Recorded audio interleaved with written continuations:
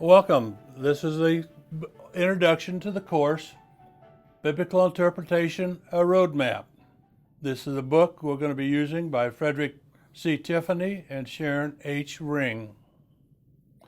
Also, when you come to class, you might want to bring a Bible dictionary if you have it, a Bible atlas, a commentary, and a concordance, and even your hymnal, because we will be singing some hymns.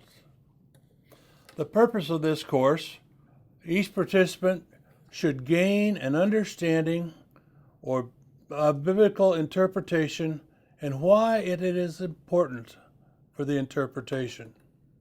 You should also develop a skill in interpreting Bible messages.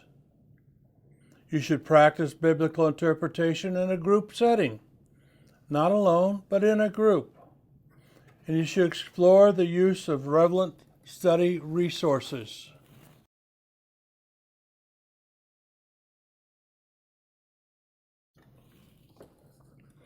What is Bible study? Bible study is a channel through which we experience God's presence, God's love, mercy, and grace. As United Methodists, we believe Bible study is a means of grace. It is a spiritual practice. We treat Bible study as a spiritual discipline that encourages us to grow as disciples. Here's some questions you should ask yourself. How do you use the Bible to guide your life? Think about that. What does the Bible do to help you through life? What thoughts come to your mind when you hear Bible referred to as the Word of God? And what does it mean to you that the Bible study is a means of grace?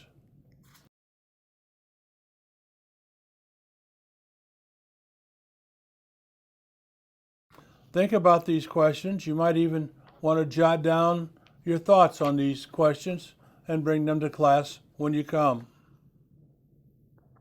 Through our Bible study, especially when we study together as a group, we'll come to know who God is and what it means to be the people of God. It is a spiritual journey experience. Now, all languages come with the expectations of interpretation. One's language is the invitation to communicate in symbols, both word and written. That helps us with biblical interpretation is putting words, narratives, and discourses into context. By putting Bible passages into context, we're able to draw the spiritual message out of the passage. Now, what I mean by context, it could be what's going on in a person's life who is doing the interpretation. How is their health? How is their wealth? How is their spiritual journey going? Anything else going on in their life that could interrupt them? So the context is very important.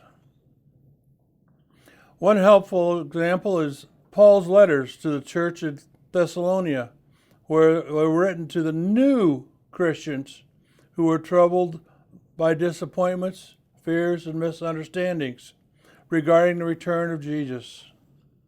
Likewise, it's also helpful to know that Paul's letter to the church at Corinth concerns the complicated relationships within the church that Paul had to deal with. So what was going on when those letters were written makes interpretation different. A question that we'll ask you is the gospel written for the Jewish people?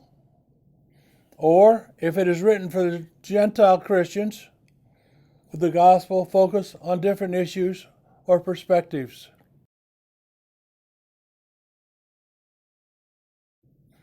So we need to think about everything that could go on in the lives of these people and how it would be affected.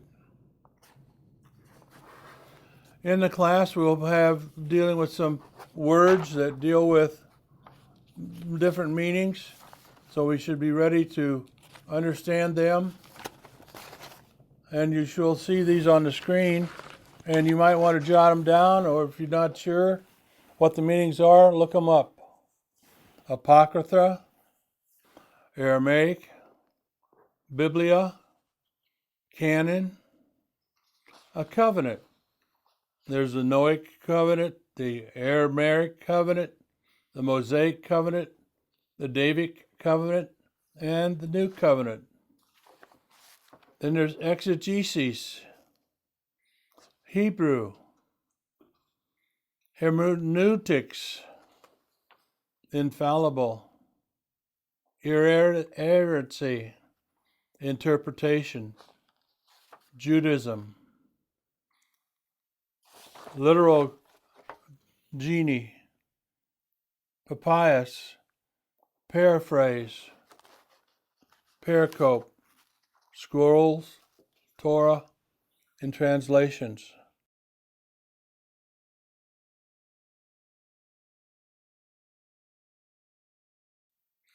Now, you probably need to use a dictionary, the Bible dictionary, to interpret most of these, because they might mean something different in the ordinary language than what we're going to deal with. We're going to be using the Bible to study. The Bible is broken into two parts. The Old and New Testament as we know them, but the Old Testament is the law, the prophets, and the writings. The law is often called the Law of Moses. That refers to the first five books of the Bible. In Hebrew scriptures, these 5 books were called Torah, meaning the instructions or the law.